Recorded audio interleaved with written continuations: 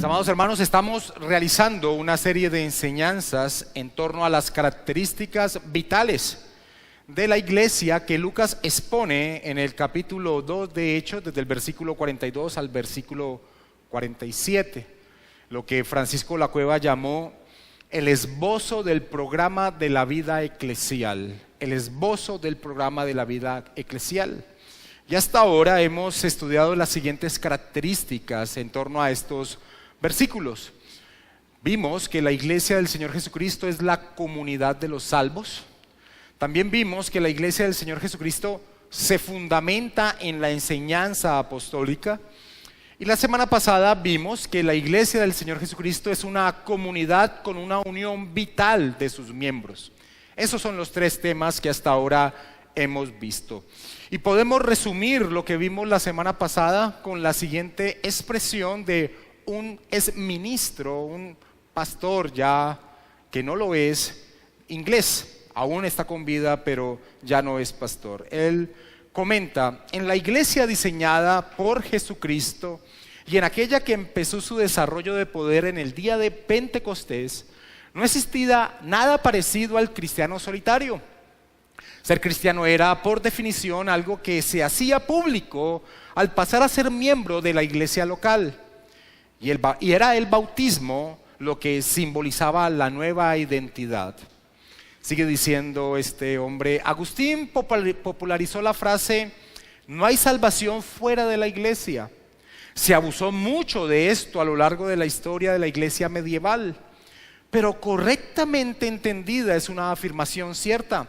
Ser salvo en el Nuevo Testamento significa ser miembro de la comunidad de los salvos. No se podía ser cristiano sin quedar automáticamente adherido a esa nueva comunidad. Ahora, como bien señala este hombre en esta cita, los cristianos desde el principio han expresado su unión con Cristo y con la comunidad de la fe a través de participar en las ordenanzas o sacramentos que el Señor Jesucristo dejó instituido en su iglesia. Y es precisamente esa la característica que vamos a ver en esta noche. En Hechos capítulo 2, versículo 42, en la tercera parte del versículo dice: y perseveraban en el partimiento del pan. Y perseveraban en el partimiento del pan. El tema que vamos a ver en esta noche es que la iglesia participa activamente en las ordenanzas o sacramentos dados por el Señor Jesucristo. Esa frase "y perseveraban", porque perseveraban acoge a cada uno de esos atributos que referencia el versículo 42. Y perseveraban en el partimiento del pan. Esa frase es una referencia a la cena del Señor. Y esto es algo que la mayoría de eruditos bíblicos no tienen duda de ello. Por ejemplo, F.F. Bruce expresa lo siguiente: el énfasis sobre la acción inaugural de partir el pan, una circunstancia totalmente trivial en sí misma, sugiere que este era el elemento significativo de la celebración, pero solo podía ser significativo cuando era un signum, a saber, una señal del hecho de que el Cristo fue quebrantado en la muerte.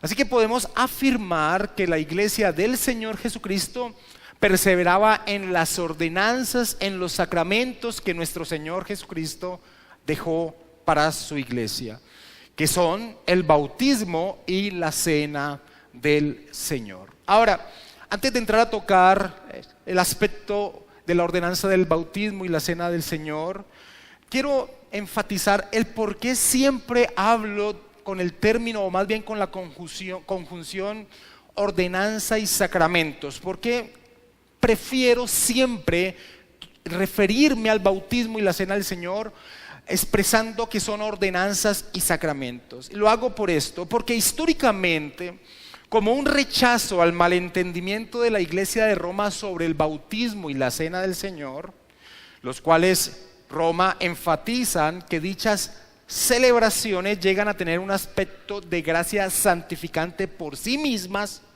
más allá de la fe que pueda tener el participante de cada uno de estas celebraciones de la cena y del bautismo. lo que se resume con la expresión latina es opera operato, que significa por el rito mismo, es decir, que el rito mismo tiene poder para dar gracia. Debido a ese malentendimiento que Roma tiene de los sacramentos, un grupo grande de protestantes enfatizan el aspecto conmemorativo que estas celebraciones representan. Y lo hacen de una forma u otra, negando el hecho de que las ordenanzas o sacramentos pudiesen llegar a ser un medio de gracia para aquel que lo celebra. Así que cuando yo señalo que son ordenanzas y los sacramentos, lo que estamos enfatizando es que, aunque es verdad que estos actos son conmemorativos, es decir, recordamos la obra de Cristo a nuestro favor, también señalamos que traen riqueza espiritual a nuestra vida y son medios de gracia dados por nuestro Señor Jesucristo en pos de nuestro crecimiento espiritual. Es por eso que me gusta utilizar la expresión ordenanzas y los sacramentos. De allí esta utilización que hago. Martin Lloyd-Jones se enfoca en realizar este énfasis. Él dice: cuando recibimos cualquiera de estos sacramentos u ordenanzas, debemos comprender que no es una mera expresión externa, no es una mera representación externa, sino que verdaderamente es un medio de gracia, y deberíamos ser conscientes de recibir algo que solo nos llega a través de esta manera especial, enfatizaba Lloyd-Jones.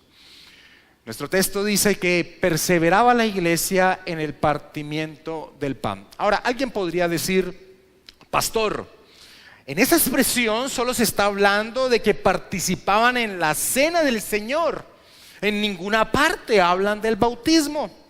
A lo que yo respondería que eso no es verdad, porque en el contexto inmediato nos ha señalado que aquellos que participaban de la comunión de la iglesia y que perseveraban en el partimiento del pan fueron aquellos que creyeron al mensaje apostólico, a la predicación del apóstol Pedro, y lo que hicieron inmediatamente después de haber creído al mensaje apostólico fue bautizarse.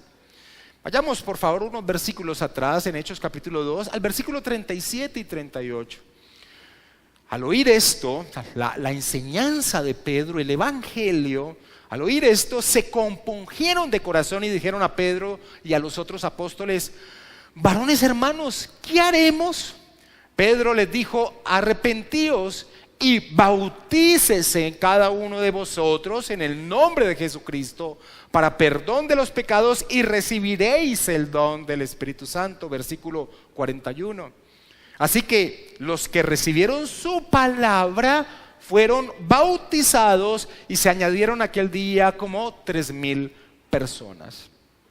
Así que claramente el énfasis que hace de que participaban en el partimiento del pan y que nos señala que participaban en la cena del Señor, vinculándolo el aspecto inicial que hicieron al bajar a las aguas, nos podemos enfocar en el hecho que la iglesia participaba activamente en las ordenanzas o sacramentos que el Señor Jesucristo dejó a su iglesia. Ahora, como he tratado de hacer en las dos enseñanzas anteriores en torno a estas características vitales de la iglesia, uno de los aspectos que me motivaron a tomar este énfasis en este pasaje es ver el error que comúnmente se toman a la iglesia actual y en la historia de la iglesia de estas características vitales de la iglesia. Y con los sacramentos o ordenanzas no es la excepción a los errores como la iglesia históricamente y actualmente llegan a participar de las ordenanzas o sacramentos. Y uno de esos errores comunes de muchos que se llaman cristianos es decir: el bautismo es opcional. Si me bautizo o no, eso no va a hacerme más salvo o menos salvo. Por ejemplo, miren a aquel hombre que murió al lado del Señor Jesucristo en la cruz. Él fue salvo sin lugar a dudas y no se bautizó. Ahora, es verdad de que somos salvos solamente por la obra de nuestro Señor Jesucristo, pero también es cierto que en la mente histórica de la fe cristiana no se puede llegar a concebir a un cristiano que no haya sido bautizado. Ahora, en torno a colocar como ejemplo a aquel que murió al lado del Señor Jesucristo es algo ridículo, porque creo, sin lugar a dudas, que no lo hubieran dejado bajar de la cruz a que se hubiera bautizado. Pero sí estoy seguro que si ese hombre hubiese tenido la oportunidad de obedecer al mandato del Señor Jesucristo, lo hubiese hecho sin dudarlo, pues obedecer es el resultado natural de aquel que tiene a Jesús como el Señor de sus vidas. Y el Señor claramente ordenó que sus discípulos fuesen bautizados. Todos conocemos ese pasaje de Mateo 28, que voy a nombrar unas 3 veces a lo largo de esta noche. El Señor Jesucristo, antes de ascender a los cielos, le dice a sus discípulos: toda potestad me es dada en el cielo y en la tierra. Se está presentando como un rey, como nuestro Señor. Por tanto, id y haced discípulos a todas las naciones, bautizándolos en el nombre del Padre y del Hijo y del Espíritu Santo. Es una orden, de allí que utilicemos el término ordenanza. Es una orden que el Señor Jesucristo ha dado. Así que una rápida respuesta al por qué los cristianos nos bautizamos es que nos bautizamos porque nuestro Señor Jesucristo nos lo ha ordenado. Él es mi rey, yo soy su esclavo y vivo en pos de su voluntad. Es por eso que en la memoria histórica de la fe cristiana, concebir a una persona que se llame cristiana que no haya bajado las aguas es algo inconcebible, no es posible. Jeffrey Johnson comenta lo siguiente: aunque el bautismo no es esencial para la salvación, es altamente improbable que una persona que verdaderamente ha nacido de nuevo no tenga el ardiente deseo de seguir al Señor en este primer mandato que Dios da al nuevo creyente. En este acto de deseosa obediencia, el bautismo es como una confesión pública de Cristo, la cual evidencia a la iglesia y al mundo de que ha habido una transformación radical interna, comenta Johnson. Ahora, amados hermanos, el bautismo no es solo una expresión de obediencia a una orden de nuestro Señor Jesucristo. Ese es un aspecto vital, pero no es solo una expresión de obediencia. El bautismo es el testimonio público y personal de mi unión con Cristo. El bautismo es mi testimonio público y personal de mi unión con Cristo. Estoy unido a nuestro Señor Jesucristo en su muerte, en su sepultura, en su resurrección, y el bautismo por inmersión señala claramente este significado. El apóstol Pablo, y quiero que me acompañen a Romanos capítulo 6, versículo 4, enfatiza esta realidad que expresa el bautismo. Esta realidad de estar unidos con Cristo. El apóstol Pablo dice: porque somos sepultados juntamente con Él, con nuestro Señor Jesucristo, para muerte por el bautismo, a fin de que como Cristo resucitó de los muertos por la gloria del Padre, así también nosotros andemos en vida nueva. No hay otra manera de que se utilice como la aspersión o como la infusión. No hay otra manera más clara como la inmersión, bajar a las aguas, que exprese claramente lo que simboliza el bautismo. Estoy unido a Cristo en su muerte. Cuando bajamos a las aguas quedamos sepultados en las aguas. Su sepultura, su resurrección, cuando salimos de ellas salimos hacia una nueva vida en pos de la santidad. Así que estoy unido a nuestro Señor Jesucristo y eso es lo que yo expreso por medio del bautismo. Nuestra confesión de fe en el capítulo 29, que habla sobre el bautismo, en el primer párrafo expresa lo siguiente: el bautismo es una ordenanza del Nuevo Testamento instituida por Jesucristo con el fin de ser para la persona bautizada una señal de su comunión con Él en su muerte y resurrección, de estar injertado en Él, de la remisión de pecados y de su entrega a Dios por medio de Jesucristo para vivir y andar en novedad de vida. ninguna otra forma de bautismo que algunos cristianos utilizan tiene este simbolismo tan fuerte que el apóstol Pablo señala en Romanos capítulo 6. Porque somos sepultados juntamente con Él para muerte por el bautismo. Ahora, esta verdad de su simbolismo como testimonio de nuestra unión con Cristo señala lo que explícitamente también nos enseña la Escritura. Y es que aquellos que bajan a las aguas eran los que escuchaban el mensaje apostólico y lo creían. Aquellos que son bautizados son aquellos que han escuchado el mensaje apostólico, lo han entendido, lo han creído y demuestran que han nacido de nuevo por medio del bautismo. Tan natural era bajar a las aguas cuando se creía el mensaje apostólico, que aunque no se expresa explícitamente que Felipe le hubiese dicho al temeroso de Dios, al eunuco etíope, que aquel que creía en Jesús expresaba su unión con él bautizándose, vemos que ese fue el resultado de la evangelización que Felipe realizó. En Hechos capítulo 8, versículo 35 al 38, Lucas nos dice lo siguiente.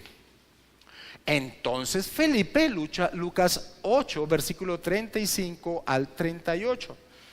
Entonces Felipe, abriendo su boca y comenzando desde esta escritura, Isaías 53, le anunció el evangelio de Jesús. Y yendo por el camino llegaron a cierta agua y dijo el eunuco: aquí hay agua, ¿qué impide que yo sea bautizado? Sin lugar a duda, dentro de la proclamación del evangelio que Felipe realizó desde las escrituras, la verdad del bautismo había sido proclamado porque el eunuco expresó su deseo de ser bautizado. No leo el versículo 37 por no estar en los manuscritos más antiguos, leo el versículo 38. Y mandó parar el carro y descendieron ambos al agua, Felipe y el eunuco, y le bautizó. No creemos, amados hermanos, que el bautismo tenga una acción en el que lo recibe más allá de la fe que profese. No creemos como lo hace Roma. Como ya hemos indicado, Roma piensa que el rito mismo tiene poder para dar gracia. Así que, a pesar de que el que reciba el bautismo no entienda lo que sucede, pues no importa, el rito en sí mismo tiene poder. Una vez más, resumido por la expresión latina, es opera, operato, por el poder mismo del rito. Por eso, comúnmente colocan padrinos como testigos del bautismo y supuestamente responsables de que ese bebé, de que ese niño llegue a conocer y a profesar fe en Cristo, como si esa fuera una capacidad que tuviese el hombre naturalmente. Ahora, los padrinos en el bautismo en la historia de la iglesia no es algo bíblico, es algo que se desarrolló en la historia de la iglesia. Eran aquellos que daban testimonio a los demás cristianos que aquel que decía creer en el evangelio realmente era un verdadero creyente. Hasta eso tergiversaron la iglesia de Roma. Los padrinos no eran los encargados de guiar a esa persona a la fe, eran aquellos que testificaban que aquel que decía creer en Cristo realmente había dado una profesión real de fe. Ahora, tristemente, muchos cristianos evangélicos, aunque niegan tal posición de acción de la ordenanza o sacramento como lo entiende Roma, a pesar de negar y de decir, no, es que el sacramento en sí mismo tiene poder, muchos cristianos evangélicos tristemente bautizan a bebés, a niños, quienes no tienen un entendimiento real de la persona y obra de nuestro Señor Jesucristo. Escucha estas palabras que escribe un teólogo. La recepción de esta señal de fe les da a las personas bautizadas la seguridad de que el don divino de la vida nueva en Cristo les ha sido dado de manera gratuita. Al mismo tiempo, las compromete a vivir desde ese momento de una forma nueva como discípulos consagrados de Jesús. El bautismo marca una línea divisoria en la vida del ser humano porque simboliza un injerto como nueva criatura en la vida resucitada de Cristo. Y esto es real y es verdad lo que expresa este hombre. Ahora, ¿sabes qué es lo tremendo? Que esto lo escribe alguien que defiende el bautismo de bebés. Y lo escribe porque nadie puede negar que el bautismo solo tiene significado, solo es un medio de gracia en aquel que por la fe recibe el beneficio de este acto. Pero lo que sucede es que amarrados a la denominación que profesan, se mantienen sosteniendo lo que es insostenible y caen en este tipo de inconsecuencias con su posición. Muy comúnmente cuando nosotros encontramos a lo que dicen los paidobautistas, es decir, aquellos que defienden el bautismo de niños, muy comúnmente cuando ellos expresan el beneficio que trae el bautismo, caen en una inconsecuencia de lo que realizan, como esto que he tratado de mostrar. Lo que este hombre ha expresado es real. El bautismo se convierte en un momento de trascendencia en la vida del creyente porque profesa lo que realmente ha sucedido en su vida. Algo imposible para una persona, un ser que no tiene esa capacidad de razonamiento ni entiende qué es lo que está realizando. Pero cuando tú lees a un paidobautista hablando del bautismo y los beneficios, caen en estas inconsecuencias constantemente. El gran problema para el paidobautismo, es decir, para los que defienden el bautismo de bebés, es que no pueden relacionar al bautismo como un medio de gracia. ¿Qué gracia puede ser proporcionada a un ser como un bebé, como un niño, que no entiende lo que está sucediendo? Y al no poder sostener beneficio alguno que pueda recibir un bebé al ser bautizado, ellos mismos saben y confiesan que están en problemas. Voy a leer de Louis Berkhof. Louis Berkhof es un teólogo paidobautista. Y él, cuando llega el momento en su teología sistemática de hablar del bautismo como un medio de gracia, expresa lo siguiente. Él dice: esto da paso a una cuestión bastante difícil en conexión con el bautismo infantil. Rápidamente puede verse cómo el bautismo puede fortalecer la obra de la fe en el receptor adulto, pero no es tan evidente cómo puede operar como medio de gracia en el caso de niños que son totalmente inconscientes de la importancia del bautismo y no pueden ejercitar la fe. Ellos mismos profesan ese gran inconveniente. ¿En qué sentido el bautismo puede ser un medio de gracia para un bebé? Y lo tremendo es mirar a la conclusión que llegan.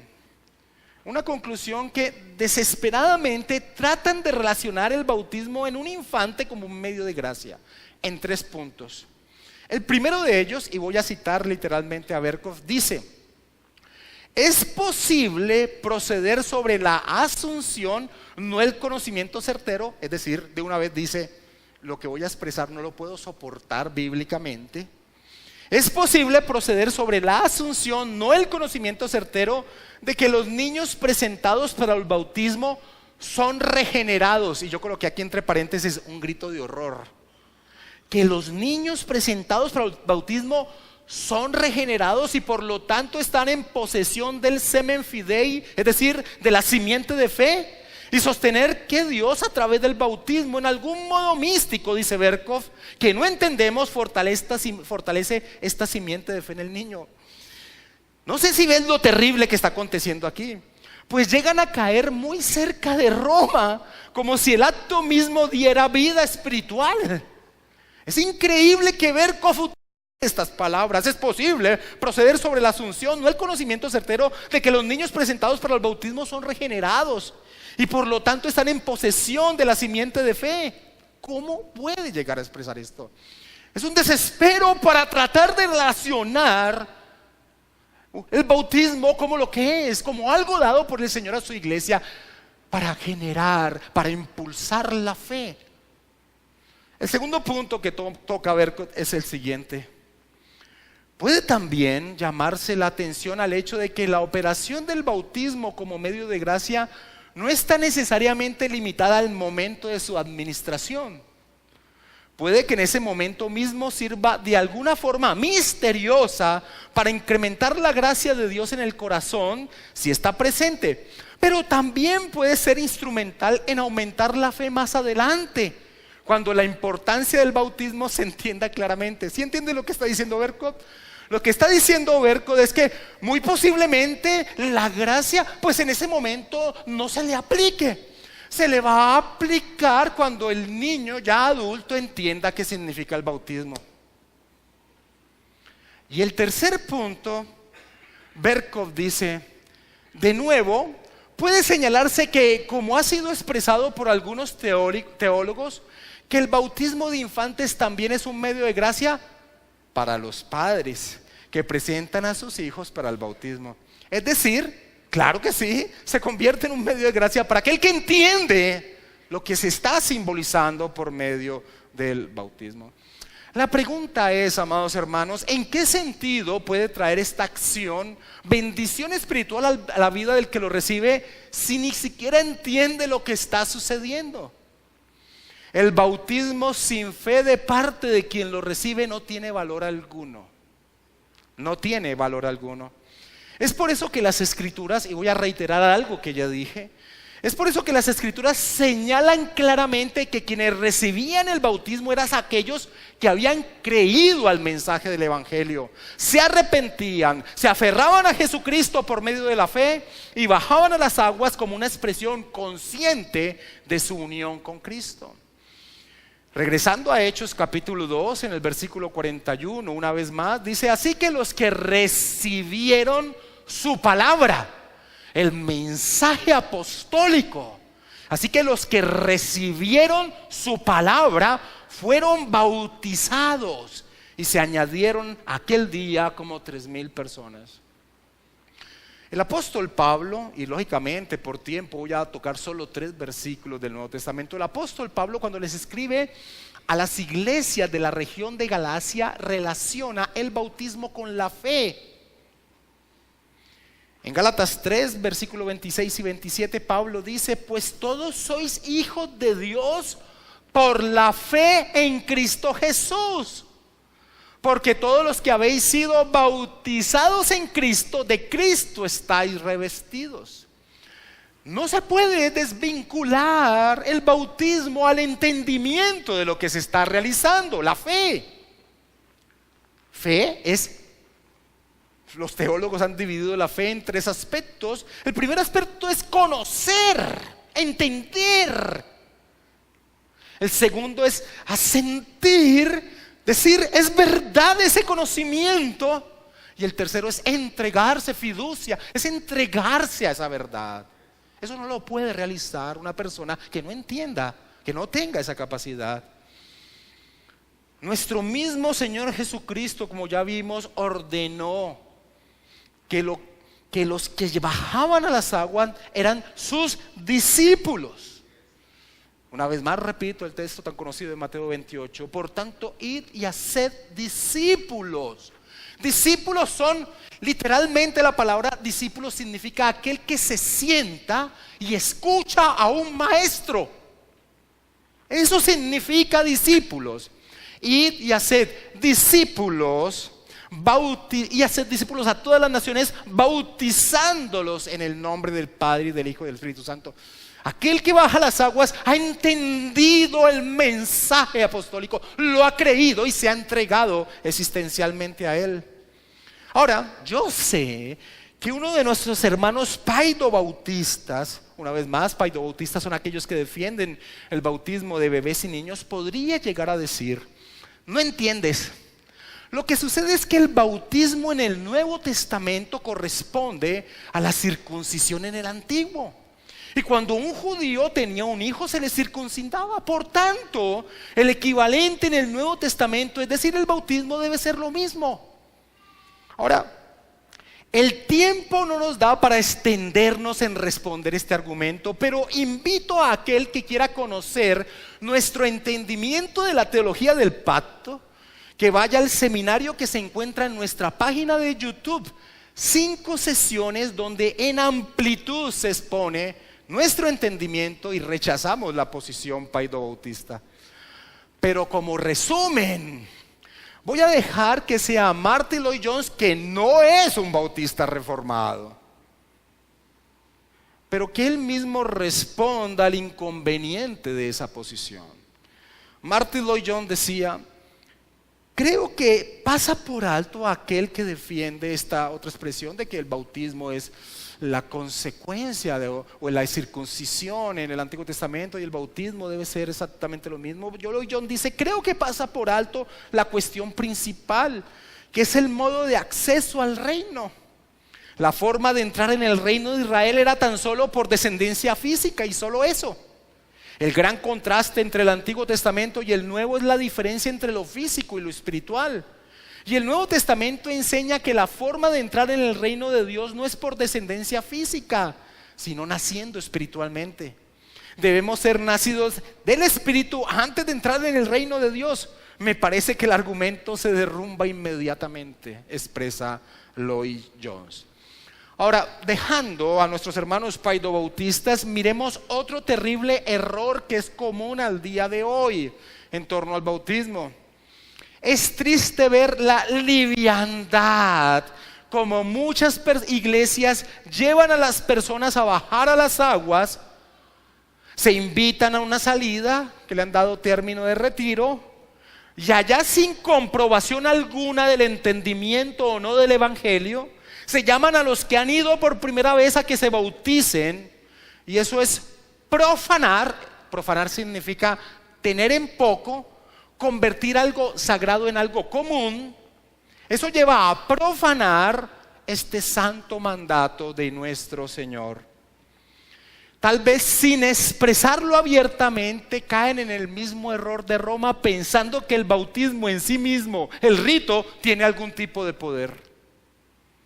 Mis amados hermanos, el bautismo es ese momento único en la vida del cristiano que queda grabado en nuestro ser, que se convierte en un aliciente de saberse perteneciente a otro reino, bajo otro señor del que tenían cuando estaban muertos espiritualmente. Y es en este sentido que el bautismo se convierte en un maravilloso y precioso medio de gracia que el Señor Jesucristo le dio a su iglesia. El bautismo. Y la iglesia perseveraba en las ordenanzas. Amados hermanos, pero además de que sin dudas el creyente expresaba su unión a Cristo y a la comunidad de la fe por medio del bautismo, semana tras semana lo hacían participando de la otra ordenanza o sacramento que el Señor Jesucristo había dejado: participar de la cena del Señor. Lucas, vimos, señala que la iglesia perseveraba en el partimiento del pan. Ya hemos señalado que la gran mayoría de eruditos señalan que la frase el partimiento del pan se refiere a la participación de la cena que el Señor había instituido y ordenado que sus discípulos realizaran cuando se reunieran en su nombre. Este pasaje es muy conocido, pero voy a leerlo, y es primera de Corintios capítulo 11, versículo 23 al 25, porque el apóstol Pablo resume lo que Dios había demandado a su iglesia. Pablo dice en primera de Corintios capítulo 11, versículo 23 al 25 lo siguiente: porque yo recibí del Señor lo que también os he enseñado, que el Señor Jesús, la noche que fue entregado, tomó pan y habiendo dado gracias lo partió y dijo: tomad, comed, esto es mi cuerpo que por vosotros es partido, haced esto en memoria de mí. Asimismo tomó también la copa después de haber cenado, diciendo: esta copa es el nuevo pacto en mi sangre, haced esto todas las veces que la bebiereis en memoria de mí. La expresión el partimiento del pan era la expresión que Pablo comúnmente utilizaba para referirse a la cena del Señor. Cuando él les escribe, cuando el apóstol Pablo le escribe a los corintios, señalando el error de división que había en medio de ellos, él les dice: la copa de bendición que bendecimos no es la comunión de la sangre de Cristo. El pan que partimos no es la comunión del cuerpo de Cristo. El pan que partimos era la expresión que Pablo utilizaba para referirse a la cena del Señor. Ahora, esto es importante entenderlo, porque Lucas, el escritor del libro de los Hechos, era una persona vinculada a Pablo. Estaba constantemente con él y sin dudas aprendió a referirse según la terminología que utilizaba el apóstol Pablo. A la pregunta: ¿cada cuánto la iglesia debe celebrar la cena del Señor?, nosotros respondemos de la siguiente manera. Amados hermanos, aunque entendemos el por qué algunos hermanos celebran la cena del Señor de manera esporádica, quincenalmente, mensualmente, trimestralmente, semestralmente y algunos hasta anualmente, entendiendo que lo hacen para darle mayor relevancia a la cena, en esta iglesia creemos que sí hay una indicación bíblica de la frecuencia de la celebración de la cena. Y esta sin dudas es la celebración semanal. Y amados hermanos, no es buen camino dejarse asesorar por las razones que nuestro ser puedan dar cuando hay una mejor indicación dada por las Escrituras. Que la iglesia del Señor perseveraba, o como dice la Biblia de las Américas, se dedicaban continuamente en la participación de la cena del Señor. Lo podemos ver en la narración histórica que Lucas hace de la vida de la iglesia cuando se reunía. Acompáñame a Hechos capítulo 20 versículo 7. Allí vamos a encontrar que de manera natural Lucas relata que cada primer día de la semana la iglesia local se reunía a partir del pan. Lucas capítulo 20 versículo 7. El primer día de la semana, el domingo, reunidos los discípulos para partir el pan, Pablo les enseñaba, habiendo de salir al día siguiente, y alargó el discurso hasta la medianoche. Es un relato natural.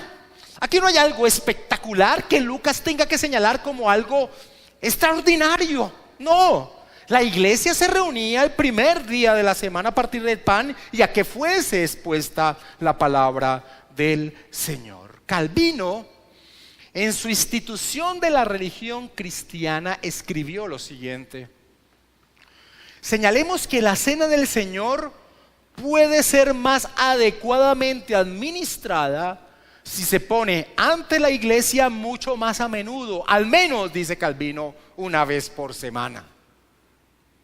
En la época de los reformadores, ustedes no sé si sepan, la iglesia se reunía todos los días a escuchar la palabra del Señor. Y Calvino dice: la administración correcta debe ser continua, al menos una vez por semana. Y Jonathan Edwards escribió más tarde lo siguiente: parece claro por la escritura que los cristianos primitivos tenían la costumbre de celebrar este memorial de los sufrimientos de su amado Redentor cada día del Señor. Y así creo, dice Edwards, que debe ser en la iglesia de Cristo ahora y en los días por venir.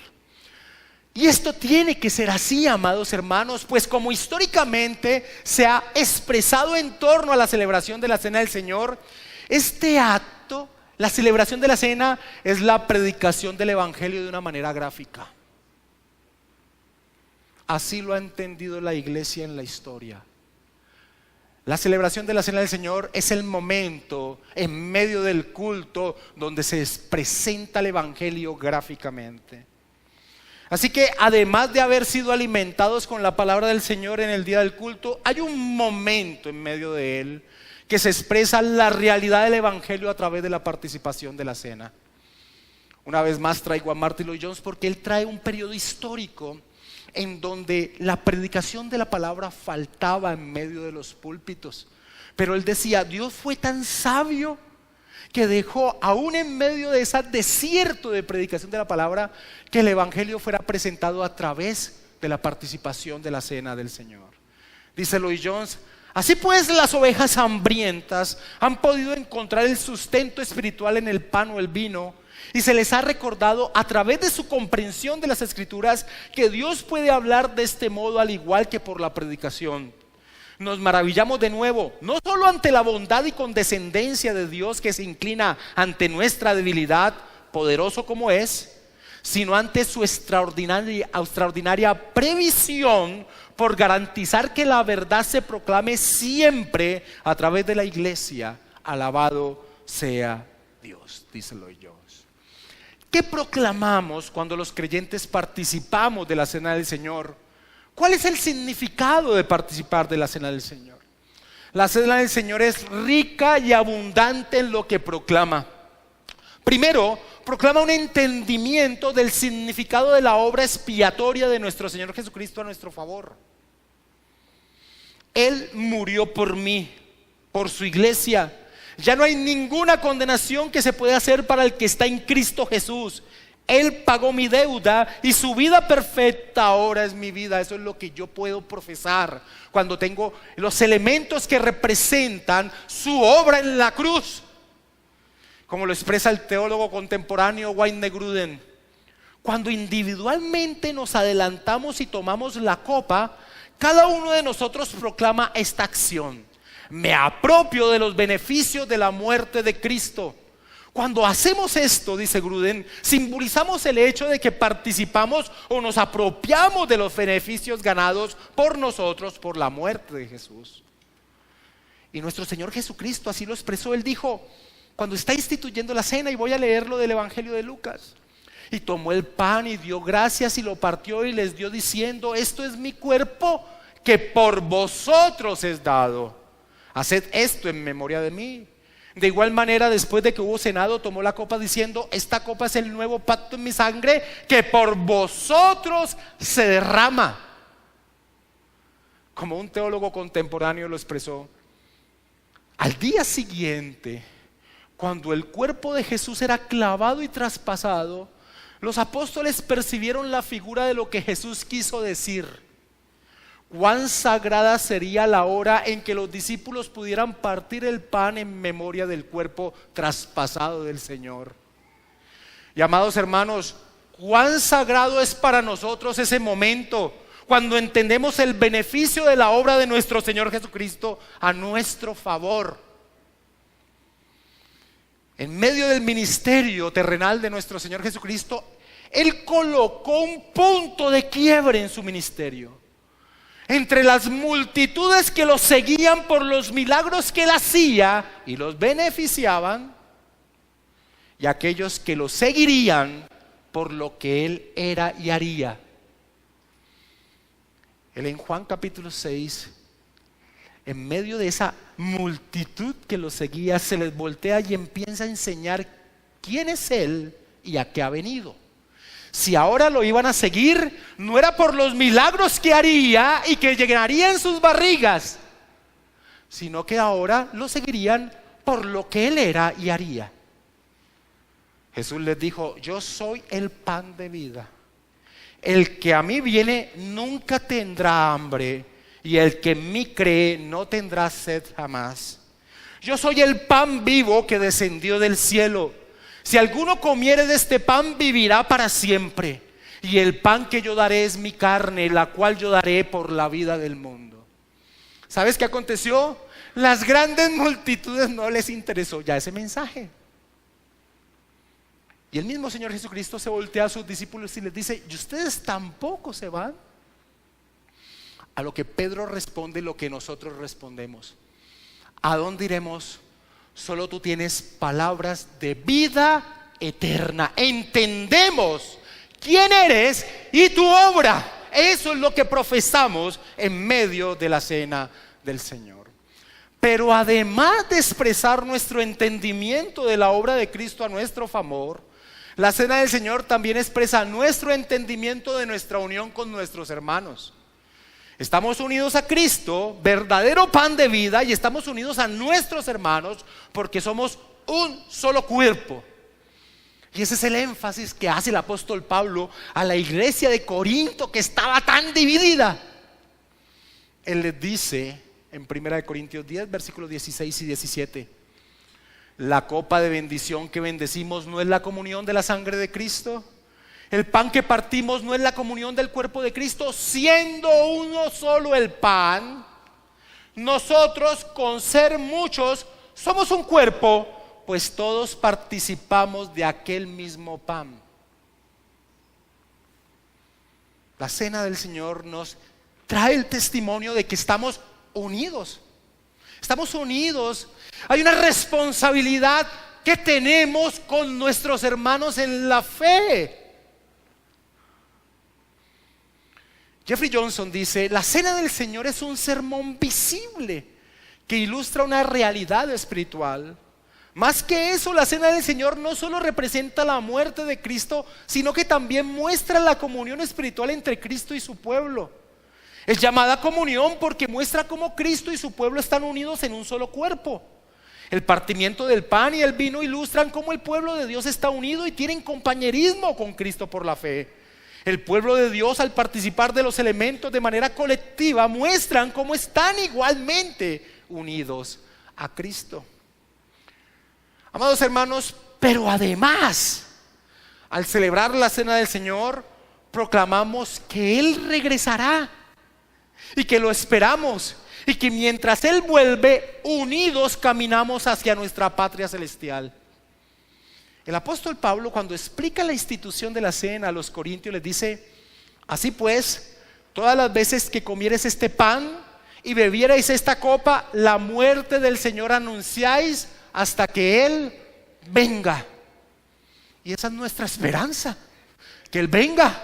Así termina la revelación: ven, Señor Jesús, te esperamos, queremos entrar al reino celestial, lo deseamos.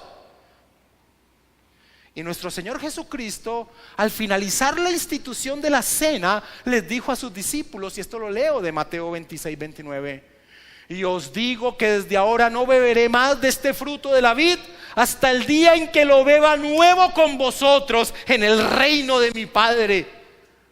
Y cómo anhelamos dicho momento que experimentaremos, amados hermanos. Así que, como lo señala J.I. Packer, la cena del Señor es un testimonio del pasado, del presente y del futuro. Packer dice: en primer lugar, tiene una referencia al pasado, a la muerte de Cristo que recordamos. En segundo lugar, tiene una referencia al presente, a nuestra alimentación corporativa en Él por la fe, con consecuencias en cuanto a nuestra manera de tratar a los demás creyentes. En tercer lugar, dice Packer, tiene una referencia al futuro, puesto que esperamos el regreso de Cristo y nos da ánimos pensar en Él.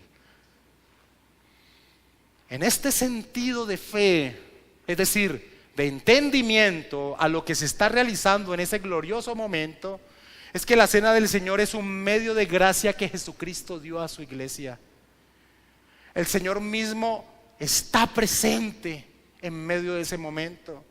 No de la manera que la iglesia en su etapa más oscura llegó a enseñar y que al día de hoy la iglesia de Roma sigue sosteniendo: una presencia corporal, la transustanciación.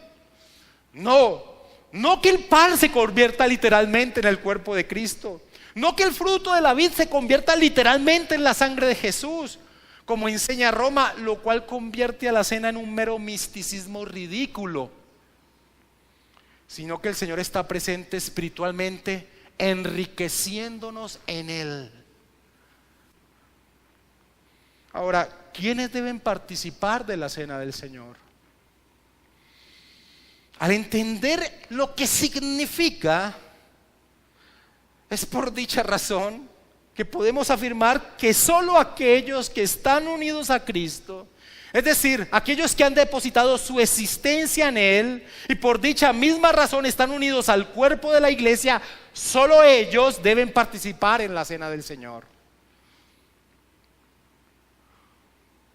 No estamos de acuerdo en que este glorioso momento participen personas que no tienen ningún entendimiento del Evangelio, que no son creyentes y que saben que no pertenecen a la comunidad de la fe.